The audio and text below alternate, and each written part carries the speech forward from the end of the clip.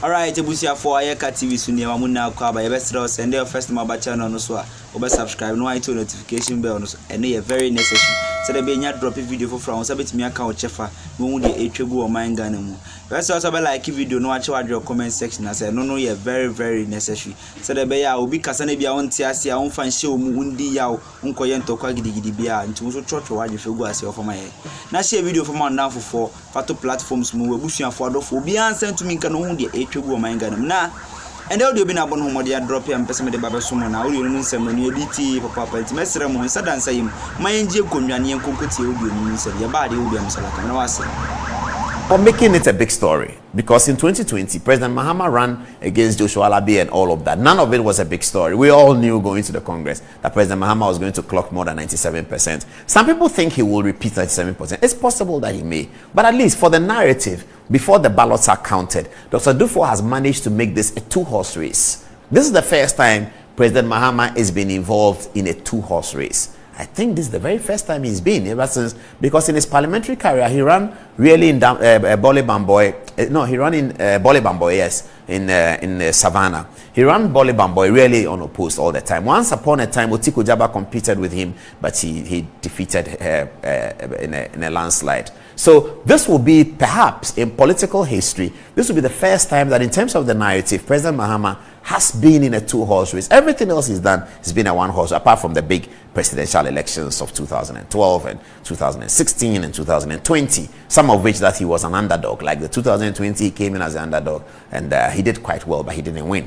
But in terms of local party elections, this is the first time that John Dramani Mahama, the former president, will be encountering what looks like a two-horse race. Maybe that is explaining the discomfort, the nerves that are sort of biting around him in his corner, getting very upset with the whole Dufo confrontation, because they had looked at this as a one-horse race. They had believed it's going to be a one-horse race. I would have been frustrated too if I'm working as a PR for a candidate that I knew was going to be a one-horse race, and suddenly something is changing and the narrative looks like it's a two-horse race. The narrative may look very different from what is in the ballot or what the ballot will produce at the end of the day. We all know the Bradley effect in America, so we understand that election narratives can be very different from the outcome. But at least, as far as the narrative is concerned, Kwabena Dufo has managed to make this a two-horse race. Now, let's see the details. So the story came up that Dr. Dufo was going to court, etc., etc. It became more worrisome to the NDC when the Electoral Commission, having been served with the, and tonight we will explain why the Electoral Commission, having been served with court documents that is pushing for an injunction, will issue the statement they did. That statement they did saying that they are restrained from performing their functions because of the notice of an injunction. We'll explain that to you. So, okay. So now the Electoral Commission issues a statement and they say that, well, we have been served with writs and so we are unable to participate in the elections of Saturday. Let's get the Electoral Commission statement. Do we have it? Okay. Can we get the Electoral Commission statement? It will come quickly. We are done with President Mahama and Donald Trump. All right. So that's the Electoral Commission's statement. And it's as follows. The Electoral Commission, EC of Ghana, represented by the chairperson, Mrs. Jean Mensah, and her two deputies, Mrs. Samuel Tete, Deputy Chairman Operations, and Dr. Eric Bosman Asare, Deputy Chairman Corporate Services, met with the leadership of the National Democratic Congress and representatives of the presidential aspirants of the NDC today, Wednesday, 10th May 2023. The meeting was held at the offices of the Commission. The purpose of the meeting was to communicate the Commission's decision regarding the supervision of the upcoming presidential and parliamentary primaries of the NDC slated for Saturday, 13th May 2023. The chairperson informed the meeting that in view of the injunction seeking to restrain the Commission from supervising the conduct of the primaries, the Commission had taken the decision not to go ahead with supervising the conduct of the elections until after the determination of the case by the court. All the representatives present expressed agreement with the position of the Commission. The meeting, which was attended by Mr. Johnson Asiedu Nketia, representing the NDC, Dr. Nketia Otukonor, representing Mr. John Dramani Mahama, Mr. Rojo Metal Nunu, representing Kwabena Dufo, and Mr. Mohammed Al Hassan, representing Mr. Kujobonsu, was cordial and successful. Very, very interesting. Johnson Asiedu Nketia is eating humble pie. He said he would never talk to Electoral Commission. He said he would never talk to Jean Mensah, etc., etc. But it's not humble pie, it's democracy. I have to commend him for that. I shouldn't say humble pie.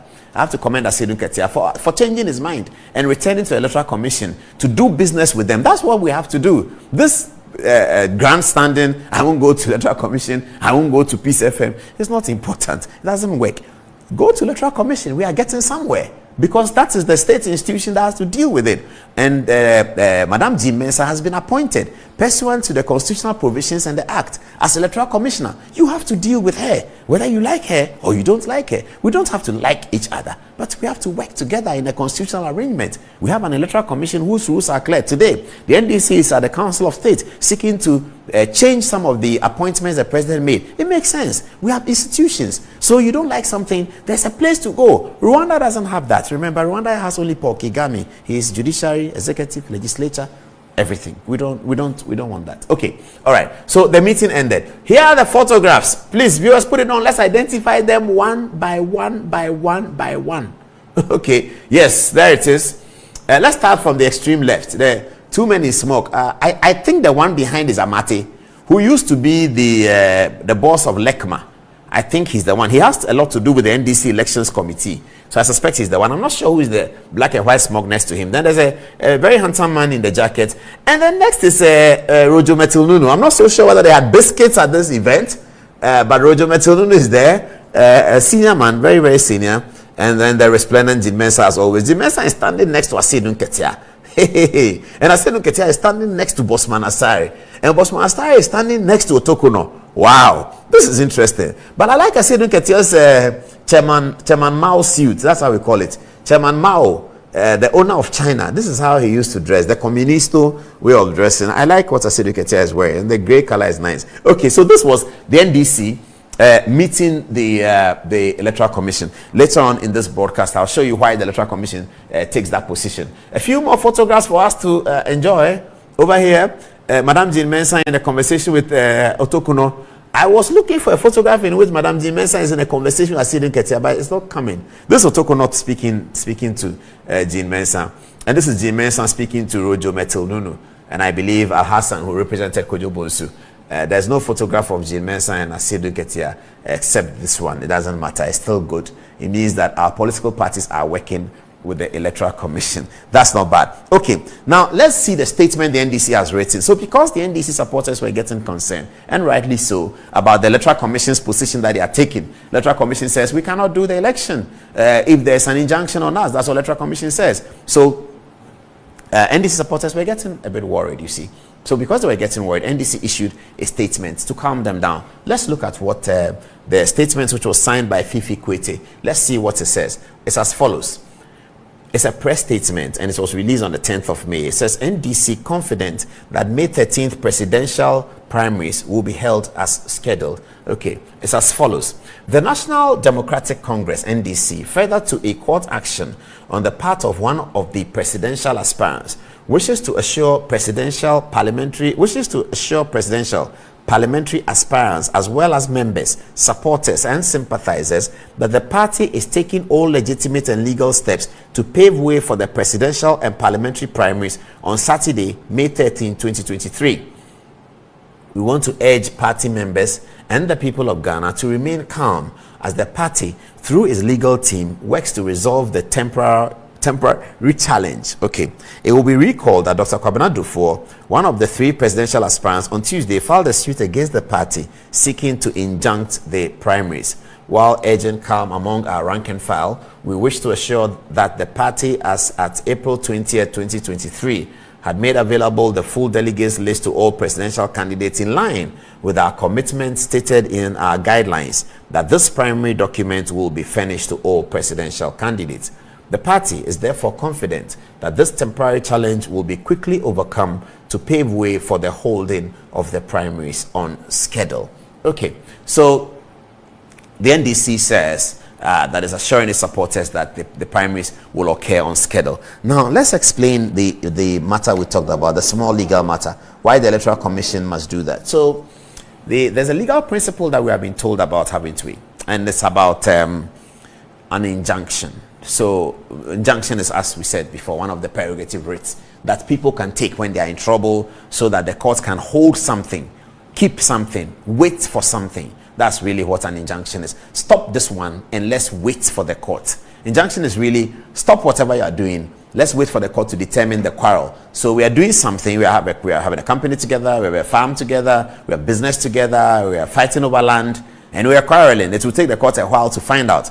I say, tell the court that all of us should stop. Nobody should go onto the land until the court has determined who is the owner of the land. The fundamental philosophy behind it, the no-brainer, is that if you did something and then the injunction and then the ruling comes against you, you will not be able to reverse it. So, for instance, if two people are quarreling over land, have plots of land, and I put my building there, and then you take me to court with an injunction, and I ignore the injunction, and then the court hears the matter for 17 months. They finish and they say, I have lost. The house is not for me. Now what happens? You pull down the house, you break it. So for that reason, the court has determined that when an injunction is filed and is served on you, you should not proceed with the matter. So for this NDC event, for instance, if they ignore the injunction and proceed with the matter, the court goes on to hear Dr. Dufour's claims. 6 months down the line, the court comes and Dr. Dufour was right that the election shouldn't have occurred. What happened? So that's why the injunction is there. Let me share with you the case in which how this principle of law came to be part of our jurisprudence, and it's as follows. There are two factions of the Sempe royal family in Accra who were claiming the stool for their respective candidates. The case is entitled Republic versus Mofa, ex parte Alote.